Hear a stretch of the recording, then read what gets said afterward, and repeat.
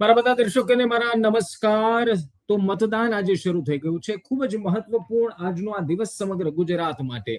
આજનો એ દિવસ ઇમ્પોર્ટન્ટ એટલા માટે છે કારણ કે તમે નક્કી કરશો કે તમારા વિસ્તારના નગર સેવક કોણ હશે, તમારા વિસ્તારના સેવકો કોણ હશે જે વિકાસના કામ કરશે.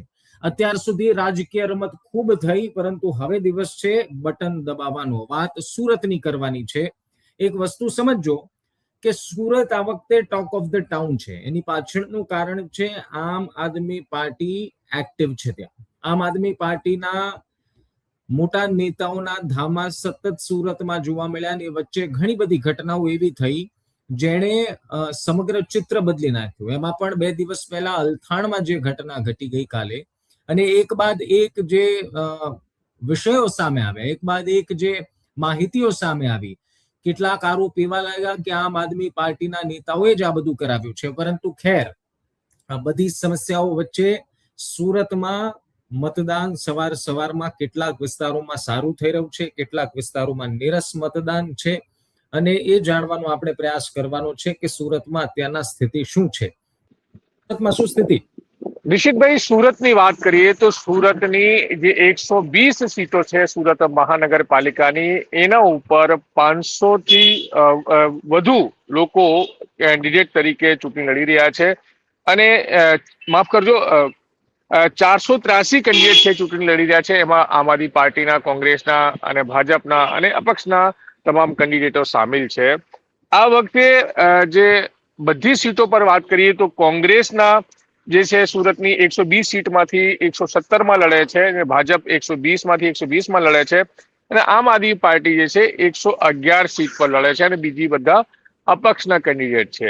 તો આટલા 483 જે કેન્ડિડેટ છે સુરત મહાનગરપાલિકાની ચૂંટણી લડી રહ્યા છે.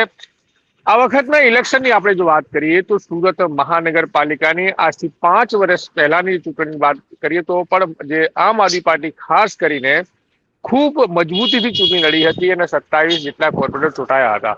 કોંગ્રેસનો નબળો પ્રદર્શન રહ્યું હતું, એટલે એક પણ સીટ કોંગ્રેસ મેળવી શકી ન હતી. આ વખતે પણ કોંગ્રેસનું નબળું જ પ્રદર્શન જોવામાં આવી રહ્યો છે, કારણ કે જે કેમ્પેન જે કોંગ્રેસનો હોવું જોઈએ એ પ્રકારે કેમ્પેન રહ્યો નથી. કોઈ મોટા લીડરો કોઈ જાહેર સભા નથી કરી, કોઈ રોડ શો નથી કર્યા. તો એકદમ નબળું પ્રદર્શન રહ્યું છે ચૂંટણી પ્રચારમાં. હવે પરિણામો જયારે આવશે ત્યારે ખબર પડશે કોંગ્રેસના ખાતામાં કઈ આવે છે કે કેમ. આમ આદમી પાર્ટીના જે 27 જેટલા કોર્પોરેટ છૂટા હતા એમાંથી કેટલાક કોર્પોરેટરો ભાજપમાં સામેલ થઈ ગયા હતા અને હવે બાકીના લડત આપી રહ્યા હતા અને એમને ટિકિટ પાર્ટી આપી છે. જો કે આમ આદમી પાર્ટીમાંથી ભાજપમાં ગયેલા કોર્પોરેટરોને ભાજપે ટિકિટ નથી આપી. તો એક આ પરિવર્તન જોવા મળી રહ્યું છે. આમ આદમી પાર્ટીએ કોંગ્રેસ કરતા ડબલ મહેનતથી એમ જોવા જઈએ તો જે એની બાહુલ્યવાળા વિસ્તારો જ્યાં એમને જે લોકો મતદાતાઓ એમને જીતાડ્યા હતા, ખાસ કર પાટીદાર ક્ષેત્રોની વાત કરીએ તો વરાછા, કતારગામ, સરથાણા, એ જે તમામ વિસ્તારો છે જ્યાં પાટીદાર વોટર્સમાં આમ આદમી પાર્ટીની પકડ રહી છે, તો એ વિસ્તારોમાં જે આમ આદમી પાર્ટી ખૂબ ધ્યાન આપ્યું છે અને બાકી તમામ સીટો પર જે છે મોટાભાગની સીટો પર ચૂંટણી તો લડી જ રહી છે. પણ સમીકરણો જે છે આમ આદમી પાર્ટી એવું બીજેપી એક તરફ એ કહી રહી છે કે જે પહેલા સીટો આવી હતી એટલી સીટો આવવાની નથી. તો આમ આદમી પાર્ટી કહી રહી છે પહેલા અગાઉ ચૂંટણીમાં જે સીટો આવી હતી એના કરતા ડબલ સીટો આવશે. એટલે સીટો કેટલી આવશે આમ આદમી પાર્ટીની એ આપણે ચૂંટણી આજે મતદાન થઈ રહ્યું છે ત્યારે જનતા નક્કી કરશે અને એના પરિણામો આવશે ત્યારે નક્કી થશે કે કેટલું શું થશે. પણ ઘણી બધી બાબતોમાં આમ આદમી પાર્ટીને બીજેપી ટાર્ગેટ કર્યા છે, કોંગ્રેસ પર ટાર્ગેટ કરી છે. આમ આદમી પાર્ટી તરફથી કોંગ્રેસ અને બીજેપીને પણ ટાર્ગેટ કરવામાં આવ્યા હતા. તો 120 સીટ માટે 483 કેન્ડિડેટ ચૂંટણીના મેદાને છે. ત્યારે હમણાં થોડા દિવસ પહેલા આપણે જોયું હશે કે અલથાણ વિસ્તારમાં એક 39 વર્ષના મુસ્લિમ પુરુષ દ્વારા એક હિન્દુ પટેલ સમાજની દીકરીની છેડતી કરવાની એક બનાવ બન્યો હતો. ખૂબ મોટી સંખ્યામાં એ વોર્ડ નંબર 29 આવે. સમજવા જેવી વાત એવી છે કે વોર્ડ નંબર 29માંથી જે મહેસાણા પટેલ સમાજના લોકો મોટી સંખ્યામાં રહે છે, તો બીજેપી પણ કેન્ડિડેટ ત્યાં એક મહેસાણા પટેલ સમાજમાંથી ઉતાર્યો છે અને આમ આદમી પાર્ટી પણ કેન્ડિડેટ ઉતાર્યો છે. તો આ ઘટનાનું પરિણામ એવા જોવા મળી રહ્યો છે કે અત્યાર સુધી આપણે વાત કરી વોર્ડ નંબર 29માં કે એન્ટી બીજેપી ક્યાંક ને ક્યાંક પબ્લિક થયું છે. કારણ કે અલથાણ પોલીસ સ્ટેશનમાં જયારે બાળકીની છેડતી વાળો મામલો પહોંચ્યો હતો ત્યારબાદ ત્યાં ભાજપના ધારાસભ્ય જે મહેસાણા વિસ્તારમાંથી જ આવે છે, પણ ઉધનાના ધારાસભ્ય છે મનુભાઈ પટેલ તેઓ પહોંચ્યા હતા, પબ્લિકને સમજાવવાનો પ્રયત્ન કર્યો. પબ્લિક એમની વાત સમજવા તૈયાર ન હતી અને હજારોની સંખ્યામાં અલથાણ પોલીસ સ્ટેશનમાં લોકોએ ઘેરો નાખ્યો હતો. ત્યારબાદ પોલીસે લાઠીચાર્જ કર્યો હતો અને તમામ પબ્લિકને ખસેડી હતી અને લાઠીચાર્જમાં જે મહિલાઓ છે, બાળકો છે, યુવાઓ છે, એ તમામ લોકો ધવાયા હતા. જો કે આખી પરિસ્થિતિ પર કંટ્રોલ પોલીસે મેળવ્યો હતો બળ પ્રયોગ કરીને. બીજા દિવસે પોલીસ એ આરોપીને ઘટના સ્થળે લઈ જાય છે, ત્યારે પણ જે ત્યાંના સ્થાનિક રહેવાસીઓ છે તે પોલીસની સામે આવી જાય છે, પોલીસની વિરુદ્ધમાં નારેબાજી કરે છે અને ભાજપના જે ડેપ્યુટી સીએમ છે સરકારના, એમની સામે પણ નારેબાજી કરે છે. તો આ એક માહોલ જે વોર્ડ નંબર 29માં ક્યાંક ને ક્યાંક એવું જોવા મળી રહ્યું છે કે બીજેપીની અગેન્સ્ટમાં ગયો છે, ખાસ કરીને પટેલ સમાજ દ્વારા, જે મહેસાણા પટેલ સમાજ આવે છે. પણ અત્યારે જે 2 દિવસનું ચિત્ર હતું એમાં એવું જોવા મળ્યું. આજે મતદાન થઈ રહ્યું છે ત્યારે કહી ના શકાય કે જે વોટર્સ છે, કારણ કે રોષ તો બીજેપીનો આખા શહેરમાં થયો છે ને એવા વિસ્તારમાં થયો છે કે જે પ્યોર બીજેપી વોટર્સ કહેવાતા હતા અને કેમ ક્યારેક કોઈ બી ત્યાંથી ઉભો રહે એ જીતી જાય, કે બીજેપી એને ટિકિટ આપી છે. તો અલગ અલગ વિસ્તારોમાં ભાજપનો ખૂબ વિરોધ થયો હતો અને એમાંથી વોર્ડ નંબર 29માં પણ વિરોધ થયો છે. અને આ છેડતી બાબતે પણ હવે નવા ખુલાસા થઈ રહ્યા છે. આ મેટરને હજુ આખી દિશા કેમ કે પોલીસ તપાસ શરૂ કરી છે, કઈ દિશામાં જવાની છે એ હાલ કહી શકાય નહીં, કારણ કે દીકરીને લાગતો મામલો છે, પોલીસ તપાસ કરી રહી છે. આરોપી જે છે જેના પર આક્ષેપ છે તે બારડોલીમાં રહે છે, ફેશન ડિઝાઇનર છે અને એ જ દિવસે અહીંયા સુરત આવે છે અને એ જ દિવસે છેડતીની ઘટના બને છે, પરિવાર ફરિયાદ નોંધાવે છે, બવાલ થાય છે, પોલીસે લાઠીચાર્જ કરીને આખો મામલો પર કંટ્રોલ કરે છે. તો આ સમગ્ર બાબતમાં મહાનગરપાલિકાની ચૂંટણી સાથે જોડીને પણ જોવાઈ રહ્યું છે કે ક્યાંક કોઈ કાવતરું તો નથી ને કોઈ પણ પ્રકારનું, કે જો આવી રીતે અચાનક ઘટના બની છે. પોલીસની વિરુદ્ધમાં નારેબાજી થઈ છે, હર્ષ સંઘવીની વિરુદ્ધમાં નારેબાજી થાય છે, ખૂબ વિરોધ થાય છે.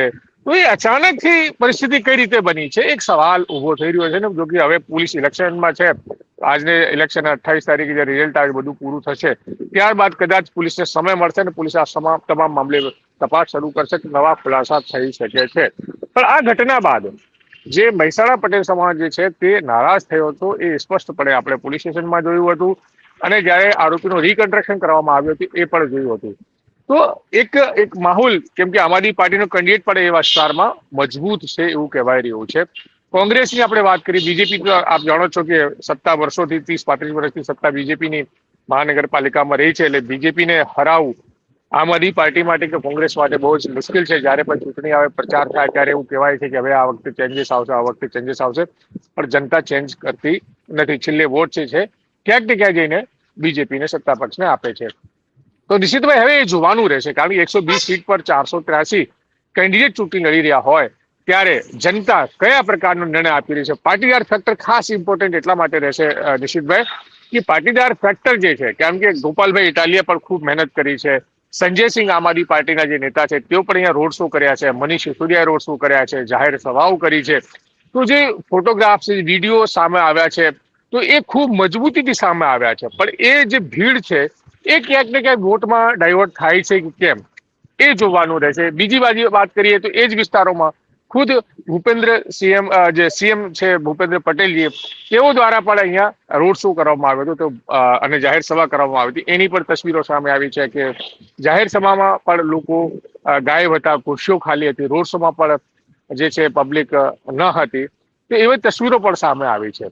તો ઇલેક્શનના મોડમાં પાટીદાર બાહુલ્ય જે ક્ષેત્ર છે એ બહુ જ ઇમ્પોર્ટન્ટ કરવામાં આવી રહ્યું છે, ભાજપ માટે પણ અને આમ આદમી પાર્ટી માટે પણ. ભાજપને એક બાજુ એમ કેવું છે કે જે આમ આદમી પાર્ટીની પહેલા સીટો હતી હવે સીટો આવવાની નથી, એટલે બીજેપી એના તરફ મહેનત કરી રહી છે. આમ આદમી પાર્ટીનું કેવું છે કે પહેલા કરતા ડબલ સીટો આવશે, એટલે આમ આદમી પાર્ટી એ તરફ મહેનત કરી રહી છે.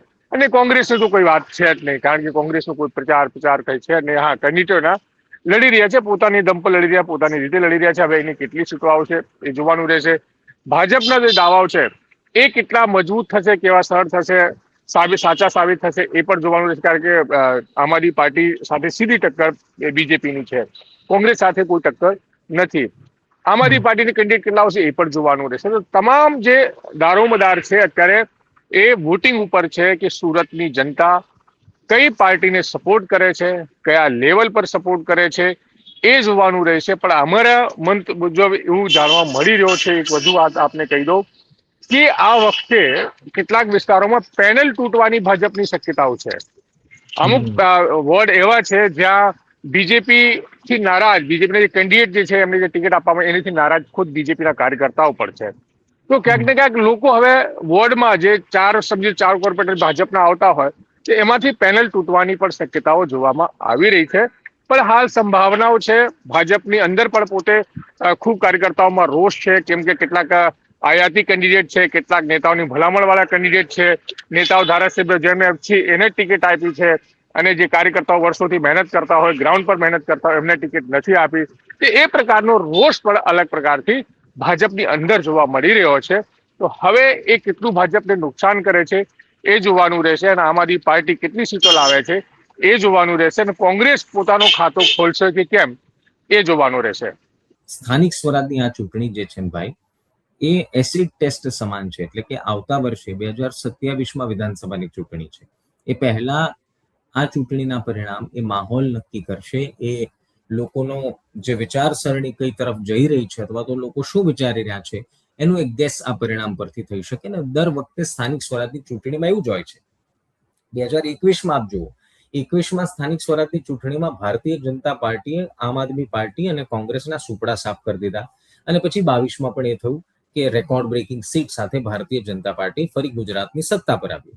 એટલે એવી જ રીતે હવે 2026નું જે પરિણામ છે એના પર નિર્ભર થશે કે 2027માં શું આવી શકે છે. એ કન્ફર્મ તો ન હોઈ શકે, પરંતુ લોકોનો મૂડ શું છે એ ખબર પડી શકે. સુરત ઉપર સૌની નજર છે. ગુજરાતમાં ભલે આખા ગુજરાતમાં સ્થાનિક સ્વરાજની ચૂંટણી છે, પરંતુ 2021ની જેમ 2026માં પણ સૌથી વધારે નજર સુરત પર છે. અપડેટ્સ તમને આપતા રહીશું. ત્યાં સુધી ધ્યાન રાખો, મજા કરો. સીતારામ.